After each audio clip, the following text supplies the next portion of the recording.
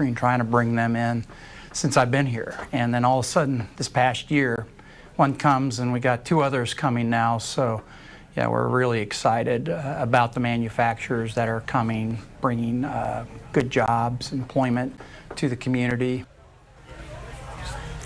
The project is expected to be completed sometime next year. Zephyrhills is literally a city in transition. Right now, it is one of the fastest growing cities in the state. Its population grew by 57% between 2010 and 2023. And just like many other cities in the Tampa Bay area, people experienced flooding issues during last year's hurricanes. A record rainfall caused extensive flooding that lasted for weeks in some areas.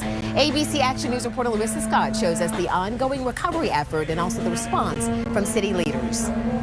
Hurricane season is now less than 2 months away, and the city of Zephyrhills is one of our communities still dealing with the effects of last year's hurricane season. But city leaders here, they tell me they're working to eventually make some improvements that would make sure that last year's flooding never happens again. And the water was up to our waist. We all have had nightmares. Jenna Crossley has been living hers.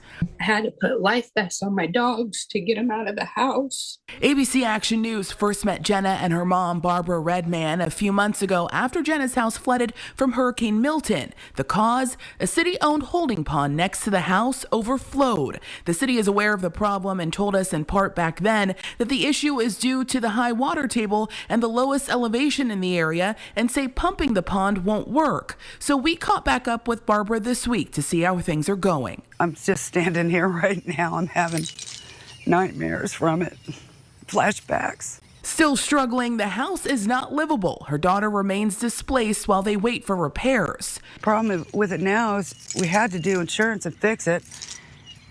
How are you ever going to live in here now? They're understandably worried for this upcoming hurricane season. I'm scared of it just getting the rainy season with this.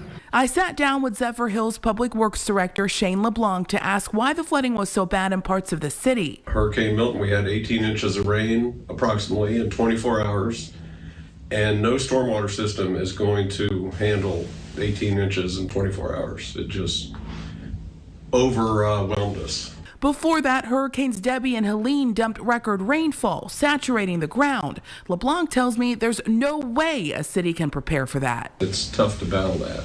But he says they're doing what they can to get ready. Right now, crews are clearing out culverts, ditches, and pipes to prepare for this hurricane season. They're also working to get funding from the state and federal government to hopefully make more extensive stormwater infrastructure improvements in the future. You learn from every hurricane. Lessons people like Jenna and Barbara are counting on, desperate for a permanent fix. I just hope everyone starts coming out of this before we get hit again. And now Pasco County is expected to get about $500 million in federal funding. That money will go towards recovery efforts.